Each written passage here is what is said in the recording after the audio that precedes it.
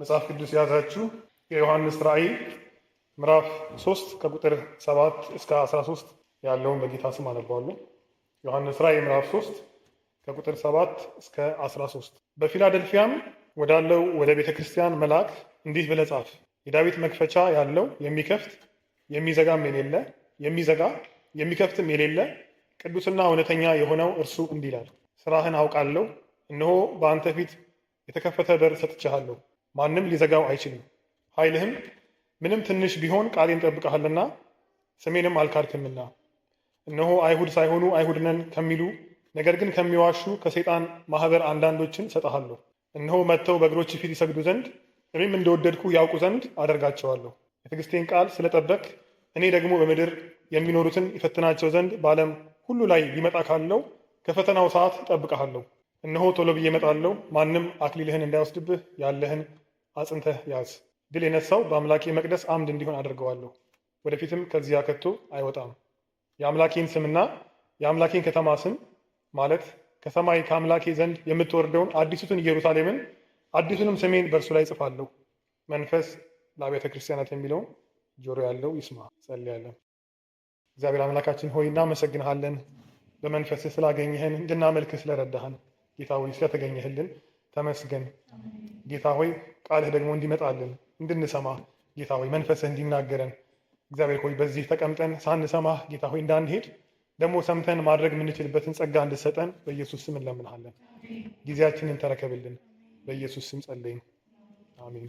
እንግዲህ ዮሐንስ ራእይ ምዕራፍ 2 እና ምዕራፍ 3 ላይ 7 አብያተ ክርስቲያናት አሉ።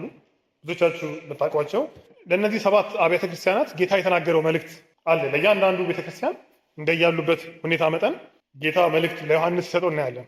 ዛሬ ከአንዲቱ ቤተክርስቲያን ከፊላደልፊያ ቤተክርስቲያን ምን እንማራለን የሚለውን ነው የምናየው። እግዚአብሔር ቢፈቅድ ወደፊት እያንዳንዱ ቤተክርስቲያን ለማየት እንሞክራለን። ግን እቺ ቤተክርስቲያን እንደ ምሳሌ እንውሰድና እግዚአብሔር ለዚህ ቤተክርስቲያን ከተናገረው ነገር ምንድን ነው የምንወስደው የሚለውን እናያለን። ሁል ጊዜ እነዚህን ስታነቧቸው የሰባቱን አብያተ ክርስቲያናት መልእክት ስናነብ አንድ አይነት መዋቅር ነው ያለው። ሲጀምር የሚጀምረው እንዴት ነው? ጌታ ራሱን ያስተዋውቃል። ሁል ጊዜ ራሱን በማስተዋወቅ ይጀምራል። ከዛ በኋላ ፖዚቲቭ ነገር ያላቸው የሚደነቁበትን ነገር ይነግራቸዋል። ከዛ ይቀጥልና ደግሞ የሚወቀሱበት ነገር ካለ እሱን ይናገራል። ከዛ ያስጠነቅቃቸዋል። ከዛ ደግሞ ሪዋርድ ለሚያሸንፍ ሰው፣ ድል ለሚነሳ ሰው ሪዋርድ እንዳለ ይናገራል። ለሰባቱም በዚሁ መሰረት ነው የሚሄደው። ጌታ ራሱን ሲያስተዋውቅ ለምን ማስታወቅ አስፈለገው? ክርስቲያኖች ናቸው እንግዲህ እንደኛ ጌታን የሚያምኑ ናቸው። ግን ራሱን ኢንትሮዲውስ ያደርግላቸዋል። እንደዚህ የሆነው እያለ ራሱን ኢንትሮዲውስ ያደርጋል። ግን ለምን አስፈለገ? አሁንም ለዚህኛው ቤተክርስቲያን ለፊላደልፊያ ጌታ ራሱ ሲያስተዋውቅ እናያለን። የሚያስተዋውቅበት መንገድ ከየቸርቹ ይለያያል። ለዚህ ቸርች በገለጸበት መንገድ ሌላው ቸርች ደግሞ እንደዛው አይደለም እና እሱን ለምንድን ነው የሚለውን እናያለን። ምንድን ነው ብሎ የነገራቸው ጌታ ማንኝ ይላል። ሲጀምር ቅዱስ፣ አዲሱ መደበኛ ትርጉም ካላችሁ ቁጥር 7 ሲጀምር ቅዱስና እውነተኛ ብሎ የሚጀምረው የድሮ መጨረሻ ላይ የሚያስቀምጠው ቅዱስና እውነተኛ ብሎ ራሱን ያስተዋውቃል ጌታ ማለት ነው። ይህንን ያውቃሉ አለ እነዚህ ቤተክርስቲያን እነዚህ ቅዱሳና ስለ ክርስቶስ ቅድስና ያውቃሉ። ግን ጌታ ይህንን አሳስቧቸው ነው የሚጀምረው። ለምንድን ነው? የኢየሱስን ቅድስና ማወቅ በጣም ክሩሻል ነው ለክርስቲያን ሕይወት። ኢየሱስ ቅዱስና እውነተኛ ነው። ምን ማለት ነው? ቅድስና ማለት የተለየ አይደለ? ከኃጢአተኛ የተለየ ማለት ነው። ለእግዚአብሔር ደግሞ ቅድስና ምን ማለት ነው? ከፍጥረቱ ሁሉ የተለየ ነው። እግዚአብሔር ለብቻ የሆነ ነው፣ ብቸኛ አምላክ ነው። በተለይ ኢሳይያስ መጽሐፍ ላይ ጌታ ብዙ ጊዜ ሲናገር ከማን ጋር ታመሳስሉኛላችሁ ሲል እናያለን። ስለዚህ የተለየ ቅዱስ ማለት ብቸኛ የሆነ ጌታ ደግሞ ሰው ሆኖ ስለመጣ ከኃጢአተኞች የተለየ ንጹሕ እንደሆነ ይነግራቸዋል። ለምን? ዮሐንስ ራእይን ስታዩ ብዙ ሰው በኃጢአት ሲጨማለቅ የምታዩበት መጽሐፍ ነው። ኢቨን ቤተክርስቲያን ውስጥ ራሱ የኤልዛቤል ግልሙትና ገብቶ ብዙዎች ከእሷ ጋር እንዳመነዘሩ ይናገራል። ወደ በኋላ ደግሞ መጨረሻው አካባቢ ደግሞ ዮሐንስ ራእይ ላይ ከባቢሎን ጋር እንደዚሁ ሲያመነዝሩ የምናይበት ቦታ ነው። ስለዚህ ነው ሲጀምር ጌታ ምን አለ? ቅዱስ የሆነው ቅዱስ የሆነ ማ ብቻ ነው? ኢየሱስ ብቻ ነው። ሰው ራሱ የሚቀደሰው በማን ነው? በእግዚአብሔር ጸጋ ነው እንጂ እውነተኛ የሆነ ቅዱስ የሆነ ማን ነው? ጌታ ነው። ይህንን ሁሌ ልናስብ ይገባል። ከዛ ቀጥሎ ደግሞ እውነተኛ ይላቸዋል። ይሄ ሁለቱ ቃል ቅዱስና እውነተኛ የሚለው ዮሐንስ ራእይ ላይ የዋለው ለእግዚአብሔር አብ ብቻ ነው። ከዚህ ውጭ የምታዩት ለማንም ሲጠቀሙ አታዩ። ስፔሻሊ ከታች እናየዋለን። ቅዱስና እውነተኛ የሚለው ቃል ለማን ነው የዋለው? ለእግዚአብሔር አብ። ምን ያሳያል ይሄ ማለት ነው? ኢየሱስ ከእግዚአብሔር ጋር የሚጋራውን ባህሪ ያሳያል። ምዕራፍ 6 ቁጥር 10 ላይ እናገኘዋለን። እግዚአብሔር አብ ቅዱስና እውነተኛ ተብሎ ሲጠራ እናያለን። ሌላ ማንም ሰው አልተባለም። መላእክቶች ብዙ አሉ። ዮሐንስ ራእይ ውስጥ ብዙ ሰዎች አሉ። የትኛውም ቅዱስና እውነተኛ ተብሎ አልተጠሩም። ይሄ የእግዚአብሔር ልዩ ባህሪ ክርስቶስ ከእግዚአብሔር አብ ጋር የሚጋራው ልዩ ባህሪ ነው። እውነተኛ ነው የሚለው ለምን አስፈለገ? እዚህ ጋር የሚነግራቸው መልእክት ስላለ ነው። ከታች አሁን እንደምናየው የሚነግራቸው መልእክት ስላለ እውነተኛነቱን መጀመሪያ ያስረግጥላቸዋል። ለምን? አሁን የምትሰሙት መልእክት እውነተኛ ከሆነው ሊመጣ ነው። ስለዚህ ሲሪየስ ሊሰሙት ይገባል። ቅዱስ ነው፣ እውነተኛም ነው። እንደሱ ያለ ሌላ ማንም የለም። ሲናገር ሊሰማ የሚገባ ኢየሱስ ብቻ ነው። ከተናገረ መሆኑ አይቀርም። በተለይ ነገስትን ሳነብ በራሴ የጥሞና ጊዜ ላይ በጣም የገረመኝ ነገር እናንተም ልብ ብላችሁት ከሆነ የሆነ መልእክት ይመጣል በሆነ ነቢይ መፈጸሙ አይቀርም። ሁሌ የሚያሳየው ምንድን ነው? ተፈጻሚነት ያሳያል። እግዚአብሔር ከተናገረ ያስፈራል። ለምን? ፍርድም ይሁን መልካም ነገር ይሆናል። እውነተኛ ነው፣ የተናገረው የሚሆንለት ነው። ስለዚህ ይህንን መስማት አለብን። ኢየሱስ ዝም ብሎ አይደለም የተናገረው። ይህንን እቺ ቤተክርስቲያን ምን እንድትል ነው? እንድታስተውል ነው። ኢየሱስ ማን ነው?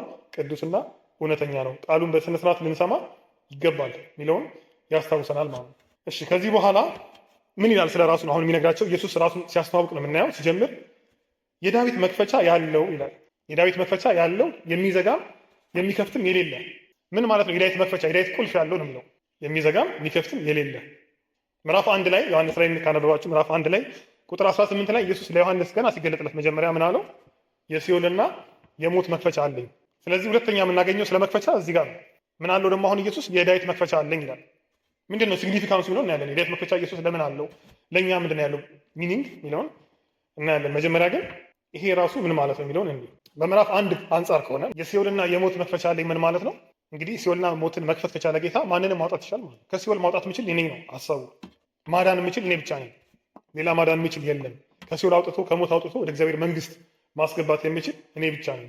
ለምንድን ነው? ኢየሱስ ራሱ ሞትን ድል ስላደረገ የተነሳ ስለሆነ ሞቶ ያልቀረ ስለሆነ ጌታ ብቻ ነው ከሲኦል ማውጣት የሚችል።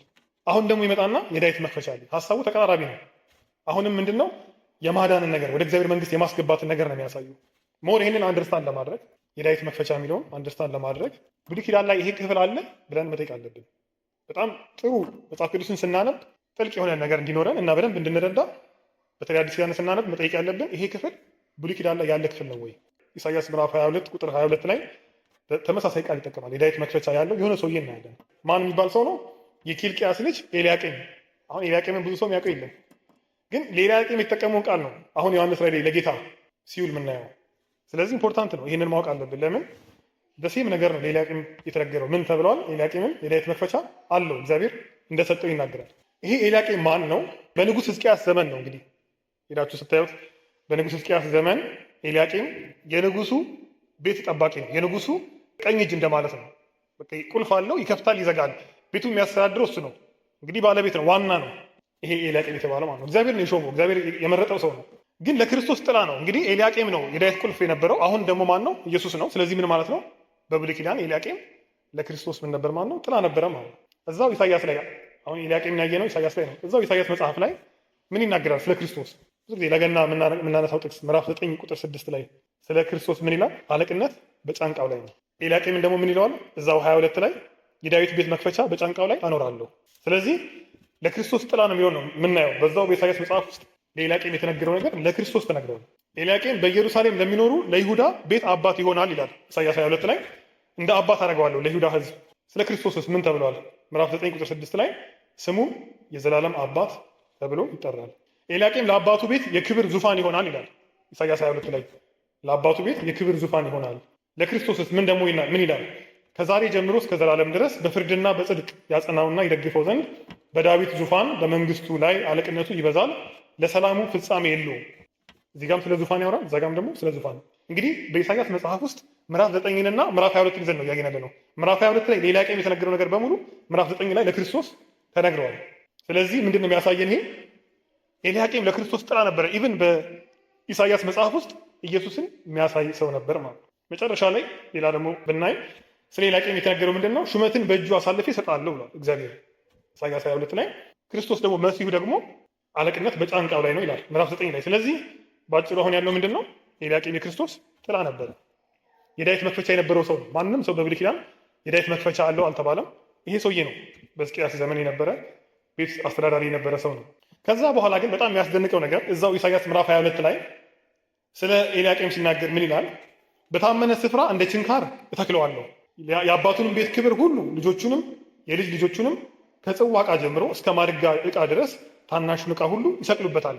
ኤልያቄምን በምን ይመስለዋል? እንደ ችንካር ግድግዳ ላይ እንደሚተከል ችንካር ምን ይላል? በታመነ ስፍራ እንደ ችንካር እተክለዋለሁ ይልና የአባቱን ቤት ክብር ሁሉ እንግዲህ የክብር ዕቃ የሚባለውን አስቡት።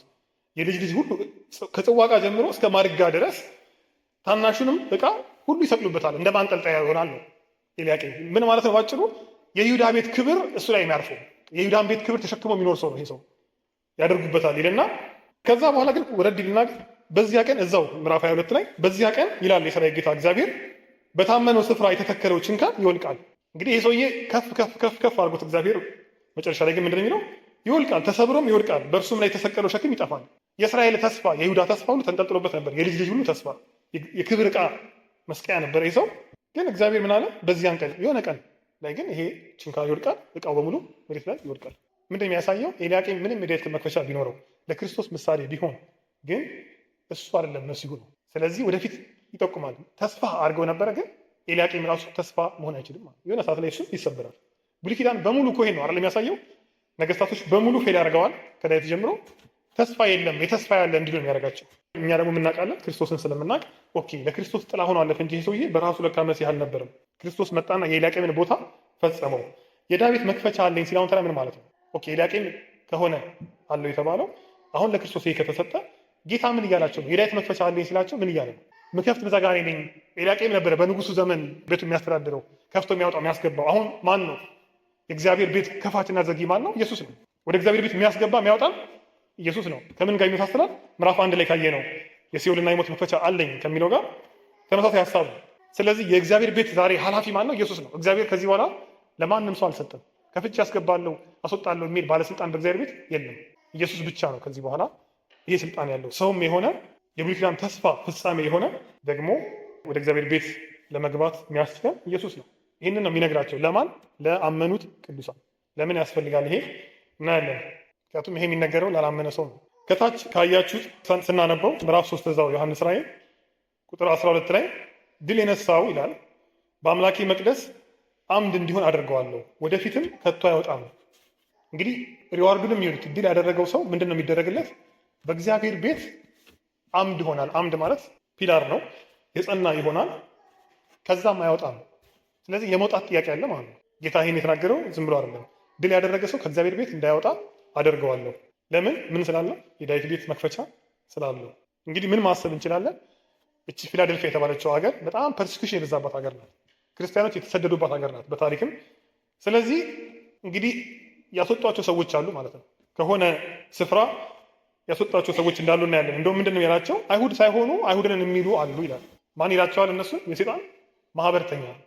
ቃሉ ማህበርተኛ ይላል እንጂ ምንድነው? ምኩራብ ማለት ነው። የሴጣን ምኩራብ ሜምበር ናቸው የሚለው። እነዚህ አይሁድንን የሚሉት አንደኛ የዋሻ የሚልና የሴጣን ምኩራብ ሜምበር ናቸው የሚለው። ስለዚህ ምንድን ነው ያደረጉት ማለት ነው? እነዚህ ክርስቲያኖች እነዚህ አይሁዶች ያስወጧቸው ነበር ከምኩራብ ውስጥ። ከእነሱ ጋር አብረው እንዳያመልኩ ያባሯቸው ነበር፣ በር ይዘጉባቸው ነበር ማለት እንዳይገቡ ያስወጧቸው ነበር። ትዝ ካላችሁ ዮሐንስ ወንጌል ምዕራፍ 9 ላይ ጌታ ዓይኑን የፈወሰው ሰው ጠየቁት፣ ማን ነው ይሄን ያደረገልህ ሲሉት ከነገራቸው ከተከራከሩት በኋላ አስወጡት ይላል አይደለ? እንደውም ቤተሰቦቹ እነሱንም እንዳያስወጧቸው ከምኩራብ ፈርተው እሱን ጠይቁት፣ እሱ ትልቅ ሰው ነው አሉ። ለምንድን ነው? ምን አይነት ልማድ ነበረ በድሮ በአይሁድ? ትንሽ የሚጠረጥሩት ሰው ካለ ከእነሱ ትምህርት ጋር ማሄድ ሰው ካለ ከምኩራብ ያስወጣሉ። ከዛ በኋላ አይተባበርም፣ በምንም ነገር የሚያስፈልገው ነገር ሁሉ አያገኝም። ስለዚህ አይሁድ ክርስቲያኖቹን ያስወጧቸው ነበር፣ በር ይዘጉባቸው ነበር። ጌታ ግን ምን አላቸው? ኤልያቄም ወድቋል። መጀመሪያ የተነገረለት ኤልያቄም ወድቋል፣ እኔ የዳዊት መክፈቻ አለኝ። ዛሬ እነሱ ስላስወጧቸው አይደለም፣ እነሱ ስለዘጉባቸው አይደለም፣ እኔ ጋ ነው ወደ እግዚአብሔር መንግስት የመግባትና ያለመግባት ውሳኔ ያለው ሲላቸው እናያለን። ይሄ ጥቅስ ብዙ ጊዜ የሚጠቀሰው እንግዲህ እናንተ ሰምታችሁ ታውቃላችሁ። የተከፈተ በር በፊት ሰጥቼሃለሁ፣ የዳዊት መክፈቻ አለ የሚለው ጠቀሰው ብዙ ጊዜ ከህይወት ጋር ተያይዞ የህይወትን በር ጌታ ይከፍትልናል፣ በረከቶችን እናገኛለን በሚል ነው። እግዚአብሔር ያደርጋል፣ ትክክል ነው። ግን በዋናነት አሁን የምናየው ፎከሱ ምን ላይ ነው? የእግዚአብሔር መንግስት ላይ ነው። የእግዚአብሔር ቃል በተለይ አዲስ ኪዳን ፎከስ የሚያደርገው መንግስቱ ላይ ነው። ለምን? ዋናው እሱ ነው። ጌታ የመጣለት ነገር እሱ ነው። ስለዚህ ይሄ መክፈት መዝጋት የሚለው ሀሳብ የተጠቀሰው ከምን ጋር ተያይዞ ነው? ወደ እግዚአብሔር መንግስት ከመግባት ማንም ሊከለክለን እንደማይችል ለማሳየት ነው። ከዛ ይቀጥልና ቁጥር 8 ላይ ምን ይላል ጌታ? ይሄ ሁሉ አሁን የምናየው በምን ውስጥ ነው? ኢየሱስ ራሱን እያስተዋወቀ ያለበት ክፍል ላይ ነው። ስራህን አውቃለሁ፣ እነሆ በአንተ ፊት የተከፈተ በር ሰጥቼሃለሁ፣ ማንም ሊዘጋው አይችልም።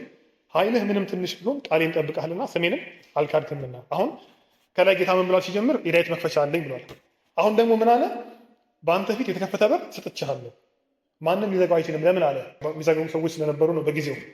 እየዘጉባቸው እያስወጧቸው ያሉ ሰዎች ስላሉ ማንም ሊዘጋው አይችልም። ኃይልህ ትንሽ ሊሆን ሲል ምን ማለት ነው? ፋይት ማድረግ አይችሉም። እነዚህ ቅዱሳን አቅማቸው ደካማ ነው፣ ግን ምን ብለዋል? የጌታን ቃል ጠብቀዋል። ስለዚህ ምንድን ነው የሚያሳየው? አቅማቸው በጉልበታቸው በአቅማቸው ማድረግ ያልቻሉትን ጌታ ምን አደርጋለሁ እያላቸው ነው። እኔ የተከፈተ በር ሰጥቻለሁ፣ ማንም ሊዘጋው አይችልም። እንግዲህ እንዳለው ነው። በጊዜው ቻሌንጅ የሚያደርጓቸው ሰዎች፣ ፐርሲኪዩት የሚያደርጓቸው ሰዎች፣ ከእነሱ ህብረት የሚያስወጧቸው ሰዎች ስላሉ ነው ጌታ የተናገረ ማለት ነው። ከዛ ይቀጥልና አሁን ቸርቿ የምትመሰገንበት ነገር ነው የምናየው። እንዳልነው ጌታ ራሱን ካስተዋወቀ በኋላ ቸርቿን ደግሞ የሚያመሰግንበት ነገር አለ። ምን ይላል? ልክ እንደ ሁሉም ቸርች ነው ጌታ። ሁሉም ቸርች የተመሰገኑበት ነገር እንዳለ ሁሉ ችኛዋም እንደዛው አላት። በጣም የሚገርመው ግን እቺ ቤተክርስቲያን ምንም የተወቀሰችበት ነገር የለም። ሁለት ናቸው ከሰባቱ መካከል ምንም እንከን ያልተገኘባቸው። ስለዚህ እቺን ቤተክርስቲያን የሚያመሰግንበት እናያለን። አንደኛው ምንድን ነው የሚለው? ስራህን አውቃለሁ። ስራህን አውቃለሁ በጣም ኢምፖርታንት ነው። ለምን? ጌታ ምን ያውቃል? ስራችንን ያውቃል። የምናደርገውን ነገር በሙሉ ያውቃል። የምንገባበትን ያውቃል፣ የምንወጣበትን ያውቃል። ከእሱ የተሰወረ ነገር የለም። ለምን? የእነሱን ጉዳይ የሚያውቅ የለም። ኃይላቸው ትንሽ ነው እንዳየ ነው። አይሁዶችም አባረዋቸዋል ከእነሱ ምኩራብ። ጌታ ግን ምን አለ? የተከፈተ በር ሰጥቻቸዋለሁ፣ ስራህን ደግሞ አውቃለሁ። ድካማቸውን፣ ትጋታቸውን፣ ለጌታ ያላቸውን ነገር እግዚአብሔር ያውቃል። ስለዚህ ምንድን ነው የሚያሳስበን? ይሄ በቃ በእግዚአብሔር ፊት ነው የምንኖረው። ህይወታችን በሙሉ በጌታ ፊት ነው። ስራችን ጌታ ያውቃል። መልካም ይሁንም ክፉ ጌታ ያውቃል። ትንሽ በፕሮቴስታንት ህብረተሰብ ውስጥ ብዙ የማይነሳ ነገር ቢኖር ስራ ነው። እምነት ነው ብዙ ጊዜ የምናነሳው። በእምነት ድነናል፣ መዳን በእምነት ነው ላይ ነው ፎከስ የምናደርገው። ግን ስራስ? እዚህ ላይ አሁን ጌታ የሚናገረው ምንድን ነው? ስራችን ምንድን ነው? በእግዚአብሔር ፊት እየሰራን ያለው ስራ ምንድን ነው? እምነታችን ነው የሚያደነን፣ እውነት ነው። ያ ማለት ግን ስራን ኢግኖር እንድናደርግ አይደለም። ስራዬን ጌታ የሚያውቅ ከሆነ አንድ ደስም ይለኛል። ለምን? በቃ ለጌታ እየደከምኩ ከሆነ እግዚአብሔር ያይልኛል፣ ጌታ ሪዋርድ ያደርገኛል። ደግሞ ስራዬ ደግሞ ጥሩ ካልሆነ እፈራለሁ። ለምን? ጌታ ደግሞ ስለሚያየውና ለእሱ የሚገባውን ቅጣት ስለምቀበል። ስራህን አውቃለሁ፣ የተከፈተ በር ሰጥቻለሁ ይላል እና አሁን ይህንን ነው የምናየው። የተከፈተ በር ሰጥቻለሁ ሲል ምን ማለት ነው? እንዳልነው አንዳንድ ይሄ ጥቅስ የሚተረጎመው ለህይወት ነው። በቃ እግዚአብሔር የተከፈተ ስራዊ የተሻለ ነገር ይሰጣል የሚለውን ነው ሰዎች የሚያነሱት። ግን የተከፈተ በር የሚለውን ቃል አዲስ ኪዳን ላይ ከአዲስ ኪዳን አውድ ነው ማየት ያለብን። እንዴት ነው የሚጠቀመው? የተከፈተን በር እንዴት ነው የሚጠቀመው መጽሐፍ ቅዱስ? አንደኛ ለወንጌል ምስክርነት። በተለይ ሐዋርያ ጳውሎስ ጊዜ ሲኖራችሁ ይዩት። ሐዋርያ 14 ላይ፣ አንደኛ ቆሮንቶስ 16 በተለያዩ ቦታዎች ላይ እግዚአብሔር የተከፈተ በር ሰጥቶኛል፣ አመስግኑልኝ፣ ደግሞ ጸልዩልኝ እግዚአብሔር የተከፈተ በር እንዲሰጠኝ እያለ ይናገራል። ስለዚህ የተከፈተ በር ምንድን ነው? አንደኛው ወንጌል ነው። ወንጌል ለመመስከር እኛም ስቲል እንጠቀምበታለን። ያን ሁለተኛው ምንድን ነው የሚያሳየው? የተከፈተ በር ማለት ወደ እግዚአብሔር መንግስት መግባት ነው። እንዳየነው እስካሁን እንደሚያሳየን ኮንቴክስት የተከፈተ በር ማለት ወደ እግዚአብሔር መንግስት መግባት፣ መዳን፣ ከእግዚአብሔር ጋር መኖርን ነው የሚያሳየው። እንግዲህ አይሁዶቹ አቅም ስላላቸው ምኩራባቸውን ዘግተው አባረዋቸዋል። ከኛ ጋር አታመልኩም፣ ህብረት የላችሁም ብለዋቸዋል። ግን ጌታ ምን ሰጣቸው? የእግዚአብሔር መንግስት መግባት። ማንም ከእግዚአብሔር መንግስት ሊያስቀር አይችልም፣ እኔ ሰጥቻለሁ ነው የሚለው። ስለዚህ በዚህ ኮንቴክስት አንጻር ከሆነ ወንጌል ምስክርነት ሳይሆን ሞር ወደ እግዚአብሔር መንግስትን ሰጥቻለሁ፣ የተከፈተ በር ሰጥቻለሁ ሲል ከመዳን ጋር አገናኝተን አይተነው አናውቅም። ብዙ ጊዜ ግን ፎከሱ እንዳየነው ምንድን ነው? መዳን ነው። እኔ ከፍቼልሃለሁ፣ ወደ እግዚአብሔር መንግስት እንድትገባ አድርጌሃለሁ፣ ማንም ከዛ ሊያስወጣ አይችልም። ለምን? ጌታ ምን ስላለው? የእግዚአብሔር ቤት ቁልፍ ስላለው ማለት ነው። አሁን ከዚህ በኋላ የምናየው ደግሞ ሪዋርዱን እናያለን። አሁን እንዳልነው ጌታ ሲያመሰግናቸው ጥሩ ነገር ያላቸው ነገር ሲያነሳ እናያለን። ከዛ በኋላ ኔጌቲቭ ነገር የለም። እንዳልነው እቺ ቤተክርስቲያን ምንም የተነገረላት ኔጌቲቭ ነገር የለም። ቀጥሎ ምንድን ነው የሚነግራቸው? ሪዋርድ፣ ጌታ ምን እንደሚሸልም፣ ድል ለነሳ ሰው፣ እስከ መጨረሻ ለጸና ሰው ጌታ ምንድን ነው የሚያደርገው የሚለውን እናያለን። እንግዲህ ከጅምሩ ጀምሮ ጌታ ራሱን ካስተዋወቀበት ጀምሮ እስካሁን ድረስ ያየነው ሀሳብ ተመሳሳይ ነው።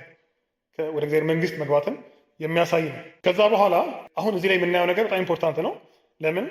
በተለይ ደግሞ የሰምሬስ አይ ቲንክ ምዕራፍ 2 ቁጥር 9 ላይ ካለችው ቤተክርስቲያን ጋር አንድ አይነት ነው። ጊዜ ሲኖራችሁ እናንተ ፊላደልፊያን እና ሰምሬስን አንድ ላይ አጥሟቸው። ለምን? እርስ በርስ ሊደጋገፍ ስለሆነ ማለት ነው። ከዚህ በኋላ ምንድን ነው የሚለው? ሽልማቱን እንዳለው እናያለን። ጥያቄው ምንድን ነው? አሁንም እቺን አይ ቲንክ ማንሳት አለብኝ። ከምኩራብ ሲያስወጣቸው ጌታን አታመልኩም ከኛ ጋር ሲሏቸው፣ ሌላኛው ፖይንት ምንድን ነው? አይዴንቲቲ ነው። እኛ አይሁድ ነን አይደለ? ከላይም አይተነዋል። አይሁድ ሳይሆኑ አይሁድ ነን የሚሉ የሰይጣን ማህበርተኞች ተብለዋል። ስለዚህ ፕራውድ ያደርጋሉ በምናቸው? በአይሁድነታቸው። እናንተ ከኛ ጋር ብረት የላችሁም፣ እኛ ምንድነን? አይሁድ ነን፣ እኛ የእግዚአብሔር ሕዝብ ነን ይላሉ። ምንድን ነው ፖይንቱ? የአይዴንቲቲ ጉዳይ ነው። አንደኛ ወደ እግዚአብሔር መንግስትም የመግባት ጉዳይ ነው። አይሁድ ስለሆነን እኛ ወደ እግዚአብሔር መንግስት እንገባለን ነው ሀሳባቸው። እናንተ ግን ስፍራ የላችሁም ነው። ስለዚህ ወደ እግዚአብሔር መንግስት የመግቢያ ምክንያት አደረጉት አይሁድነታቸው ማለት። ሁለተኛ ደግሞ አይዴንቲቲ ነው። እኛ ስፔሻል ሕዝብ ነን፣ የተለየን ሕዝብ ነን ብሎ ነው የሚያስቡት። እና ጌታ ውሸታቸውን ነው ሲል ምን ማለት ነው? አይሁድ አይደለም እያለ ነው። አይሁድነታቸውን እየካደ አይደለም። በስጋ አይሁድ ናቸው። እኒህ ሰዎች ምኩራብ አላቸው። ጌታ የሰይጣን ምኩራብ ብሎታል። ምኩራብ አላቸው። በራቸውን ዘግተዋል። እኛ ስፔሻል ነን፣ ከእግዚአብሔር ጋር ህብረት አለን፣ እኛ ነው የምንገባው ብለዋል። ግን ጌታ ምን አላቸው? ውሸታቸውን ነው አለ። ውሸታቸውን ነው ማለት ምን ማለት ነው? የአይሁድነት ዴፊኒሽን ተቀይሯል ማለት ነው። አይሁድ መሆን ማለት በዘር አይደለም ማለት በአዲስ ኪዳን አይደለም። ስለዚህ የእግዚአብሔር ህዝብ የሆነ ወደ እግዚአብሔር መንግስት የሚገባ እውነተኛ እስራኤል እውነተኛ አይሁድ ማን ነው? በክርስቶስ ያመነ ነው። አይ ቲንክ ሌላ ዴፊኒሽን አለን ብዬ አላስብም። ሌላ አይሁድ የምንለው ህዝብ፣ ሌላ የተለየ ህዝብ የእግዚአብሔር ህዝብ አለ ብዬ አላስብም። ምን ማለት ነው? በክርስቶስ ያመነ ሁሉ እሱ እስራኤል ነው፣ እሱ የእግዚአብሔር ህዝብ ነው፣ እሱ ወደ እግዚአብሔር መንግስት ይገባል። ስለዚህ የአይዴንቲቲ ጉዳይ ነው። እንግዲህ በእኛ ዘመን እኛ የምናስበው ነገር አለ። አንዳንዴ እኛ ስፔሻል ነን፣ እኛ ሙሉ ወንጌል ነን፣ ወይ ደግሞ እኛ መካነ ኢየሱስ ነን፣ የሆነ ነገር እንፈልግና ከዛ ጋር ራሳችንን አላይን አድርገን ስፔሻል ነን እኛ እንላለን። አንዳንዴ በራችንንም እንዘጋለን ሰዎች እንዳይመጡና እንግዲህ ራሳችሁ ፈልጉት። ከምን ጋር ነው አይዴንቲፋይ የምታደርጉት ራሳችሁ? በቃ አይዴንቲቲን ስፔሻልነቴን የምፈልግበት ነገር ምንድን ነው? እውቀቴ ሊሆን ይችላል፣ ቴዎሎጂ መማሪ ሊሆን ይችላል፣ መልኬ ሊሆን ይችላል። ምንም ይሁን ከሌሎች ሰዎች ስፔሻል ለመሆን የምፈልገው ነገር ምንድን ነው? አሁን እንዳየነው ጌታ ፎከስ የሚያደርገው ከመጀመሪያ ጀምሮ የእግዚአብሔር መንግስት ላይ ነው። የእግዚአብሔር መንግስት መግባት፣ ከእግዚአብሔር ጋር ህብረት ማድረግ ዳስ ሜን ቲንግ፣ ዋናው ነገር እሱ ስለሆነ ከዛ አንጻር ነው ጌታ የሚነግራቸው። ሌላው ሁሉ ምን ስለሆነ ነው እዚህ ምድር ላይ የሚቀር ስለሆነ ዋናው ፎከስ ነው። ስለዚህ አይዴንቲቲያችን ምንድን ነው? እኛ ራሳችንን አይዴንቲፋይ የምናደርገው እንዴት ነው? የክርስቶስ ነኝ፣ እኔ የእግዚአብሔር ልጅ ነኝ፣ መንግስተ ሰማያት ወራሽ ነኝ ብለን ነው ወይስ አይ እኔ እንደዚህ ነኝ የምለው ነገር አለ ወይ? ካለ ጌታ ምንድን ነው የሚለው? ልክ እነዚህን አይሁዶች እንዳላቸው የሴጣን ማህበርተኛ ናቸው፣ እነዚህ ውሸታም ናቸው እንዳላቸው ጌታ የኛንም ሀሳብ የኛንም ስብስብ አይቀበለውም ማለት ነው። እንግዲህ ጌታ ትዝ ካላችሁ ዮሐንስ ወንጌል ምዕራፍ 8 ላይ ሲከራከራቸው ከአይሁዶች ጋር ቁጥር 44 ላይ ምንድን ነው ያላቸው? ሁላችሁ የምናውቀው ጥቅስ ነው። እናንተ ከአባታችሁ ከዲያብሎስ ናችሁ፣ እነሱ የአብርሃም ልጅ ነን የእግዚአብሔር ልጅ ነን ሲሉ ነው አባታችሁ ዲያብሎስ ነው። ለምን? ራሳቸውን ከክርስቶስ ጋር አይዴንቲፋይ አላደረጉም። በክርስቶስ ሳይሆን ራሳቸውን ያዩት የሆነ ነገር ፈልጉ ከእግዚአብሔር ውጭ የሆነ ማለት ነው። እንግዲህ ይህን ሁሉ የምንሰማው ከማን ነው? እውነተኛና ቅዱስ ከሆነ። እቺ ቤተክርስቲያን ተቸግራለች በጊዜው፣ ያስጨንቃል ሁኔታው። ሰፈሪንግ ውስጥ ነው ያሉት፣ ኃይላቸው ጥቂት ነው፣ እነዛ ፓወር አላቸው፣ ከእግዚአብሔር ጋር የእግዚአብሔር ህዝብ ነን ይላሉ። ዘግተዋል በራቸው። ለምን የዘጉባቸው? እንዳሁኑ እንደኛ ቸርች አልነበራቸውም ድሮ ክርስቲያኖች። ጌታን ተቀብለው የሚሄዱት ምኩራብ ነው። ጌታን ተቀብለው የሚሄዱትም ቤተ መቅደስ ነው። ትዝ ካላችሁ ጴጥሮስና ዮሐንስ ወደ መቅደስ ሲገቡ ይላል።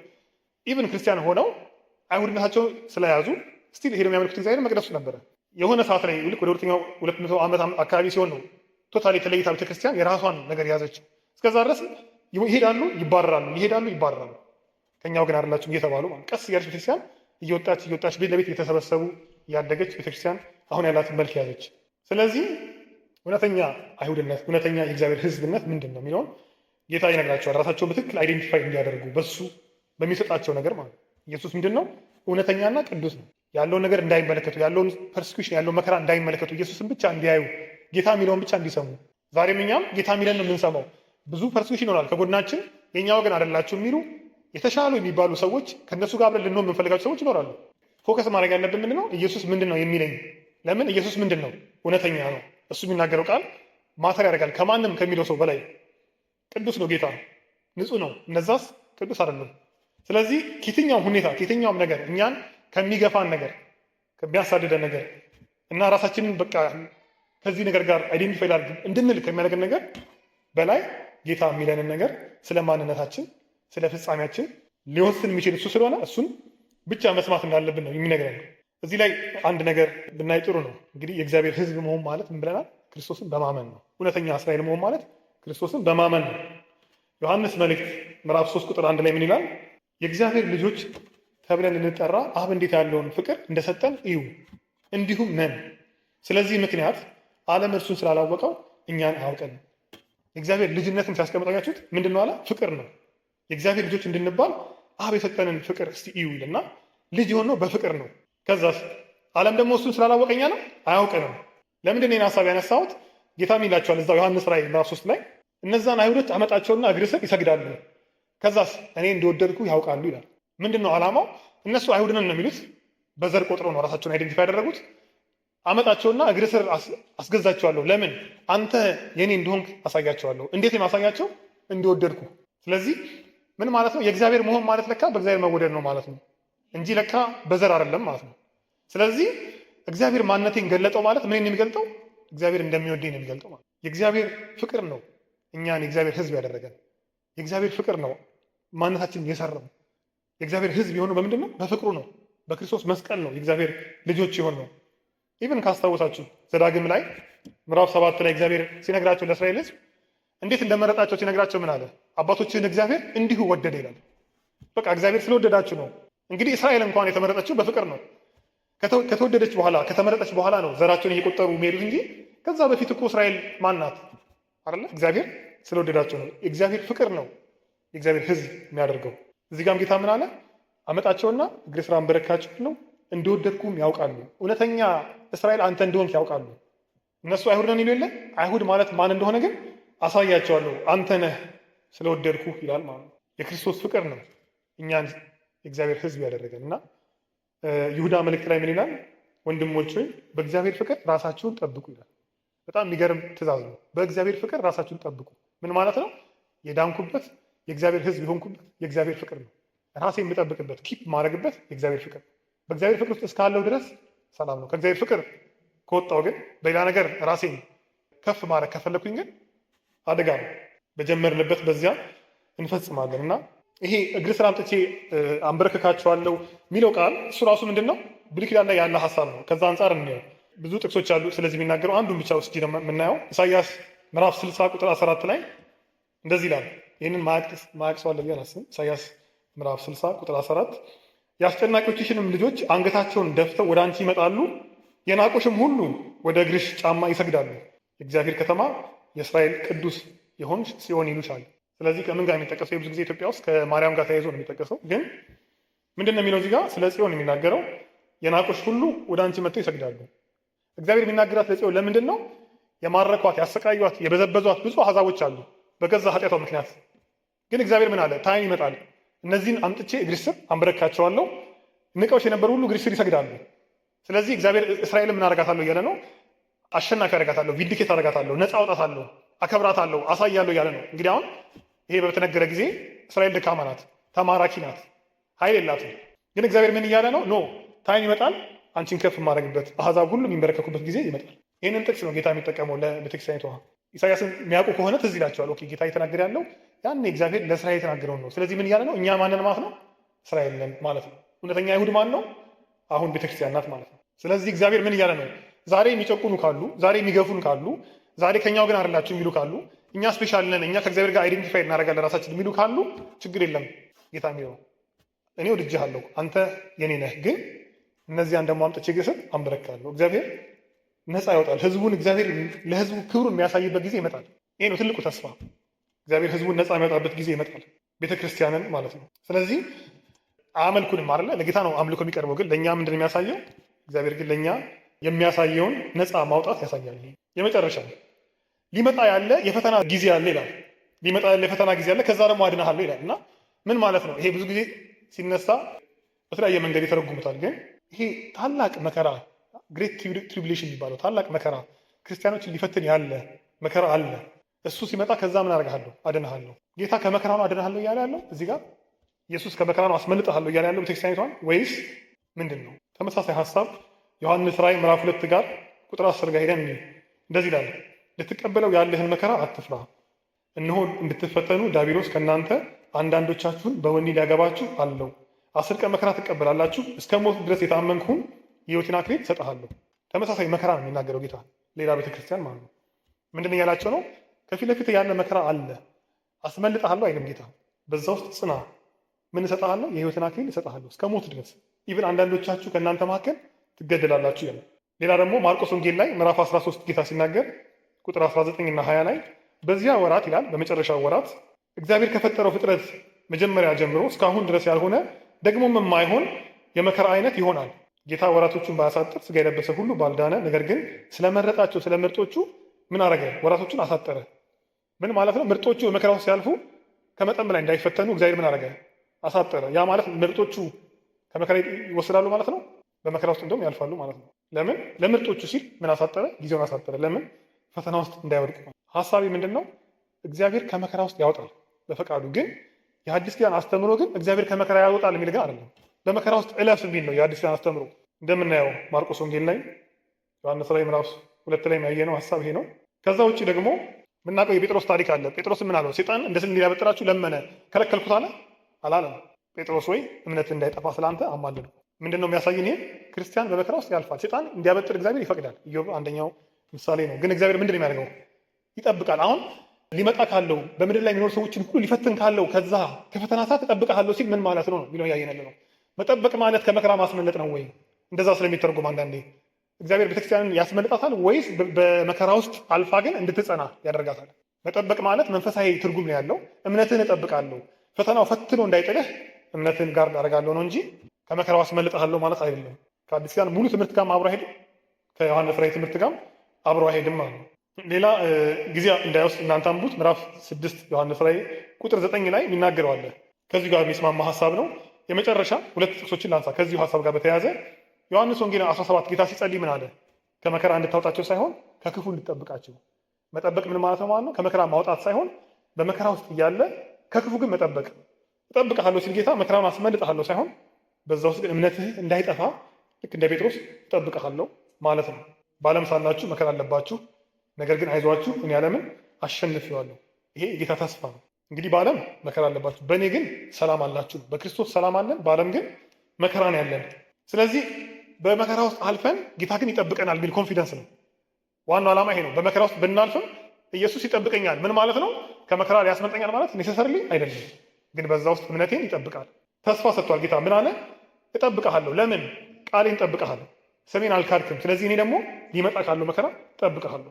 እንግዲህ በዚህ ቤተክርስቲያን ዘመን መጥቷል መከራው፣ ጌታ ጠብቋቸው አልፎ ነው። በእኛም ዘመን ደግሞ መከራ አለ። በየክርስቲያን ህይወት የሚመጣ መከራ አለ፣ የሚመጣ የሚፈትን ከባድ ጊዜ አለ። መጨረሻ ላይ ደግሞ እኛ ታላቁ መከራ የምንለው ይመጣል። ዓለምን ሁሉ የሚፈትነው ያ መከራ ይመጣል። እስከዛ ድረስ ግን በየጊዜው በዚህ ቤተክርስቲያን እንደተነገረ ሁሉ ለእኛም ለሚቀጥለውም ጄኔሬሽን በየታይማቸው ውስጥ የሚፈትን ከባድ ፈተና ጊዜ ይመጣል። ጌታ ግን የሰጠው ተስፋ ቃል ምንድን ነው? እጠብቅሃለሁ፣ ከዚያ መከራ እጠብቅሃለሁ። መጠበቅ የሚችል ማን ነው? ጌታ ብቻ ነው። ግን ከኛ ደግሞ ሪስፖንሲቢሊቲ አለ። ምን? ጸንተህ ያዝ። ምን? የሰጠኸውን ቃል። እንደውም ምንድን ነው የሚለው እዚህ ላይ? የመጽናትን ቃል ነው የሚለው። ስለ መጽናት የተነገረውን ቃል፣ ስለ መጠበቅ ያለውን ቃል ጸንተህ ያዝ፣ እኔ ደግሞ እጠብቅሃለሁ። እኛ የምንጠብቀው ሪስፖንሲቢሊቲ አለ፣ ጌታ የሚጠብቀው ሪስፖንሲቢሊቲ አለ። እኛ ይጠብቀናል ኢየሱስ፣ እኛ ደግሞ የሱን ቃል እንጠብቃለን። ስለዚህ ያለህን አክሊል ደግሞ ያዝ ይላል። የምትሸለምበትን ነገር ያዝ። ጌታ መጨረሻ ላይ የሚያከብረውን ነገር ያዝ። መጨረሻውን እንግዲህ ከሰዓት አንጻር ብዙ አልገባበትም። ጌታ የሚነግራቸው ማስጠንቀቂያ አለ፣ እንደ ኤግዞርቴሽን ነው። ምን ይላቸዋል? ያሸነፈውን ድል የነሳውን በአምላኬ መቅደስ አምድ አደርገዋለሁ የሚለው አይተናል።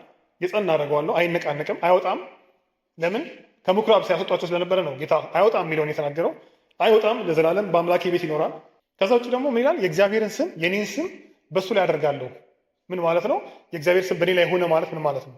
የእግዚአብሔር መሆኔን ያሳያል።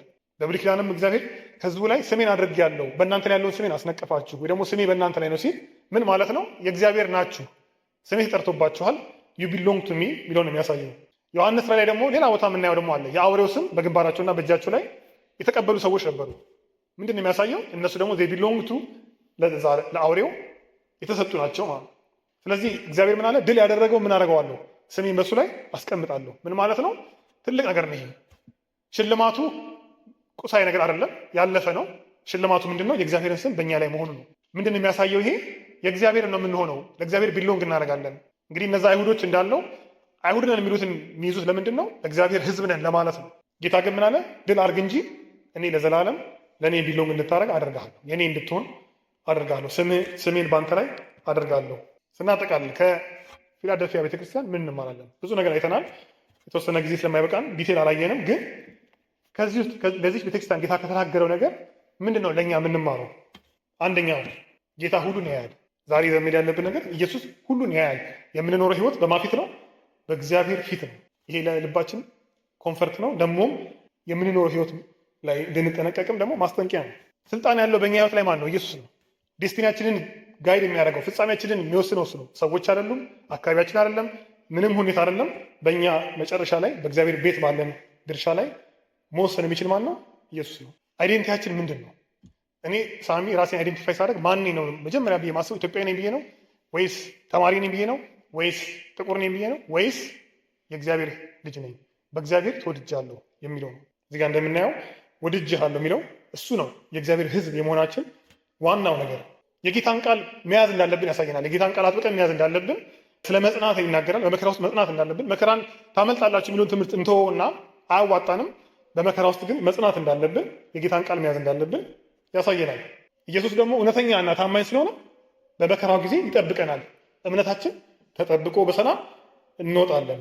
መጨረሻ ደግሞ የእግዚአብሔር ማዳን የእግዚአብሔር ክብር ይገለጣል። ቅዱሳን በተበደሉበት ነገር በተቸገሩበት ነገር እግዚአብሔር እነሱን ቪንዲኬት የሚያደርግበት እነሱን የሚያከብርበት ጊዜ ይመጣል። ስለዚህ ዛሬ ምንም አይነት መከራ ቢኖር ራሳችን ለመመለስ መሞከር የለብንም። እግዚአብሔር ምን አለው? ጊዜ አለው፣ ያደርገዋል እንደተናገረው። መጨረሻ ድል ስናደርግ ደግሞ ምንድነው የምንሆነው?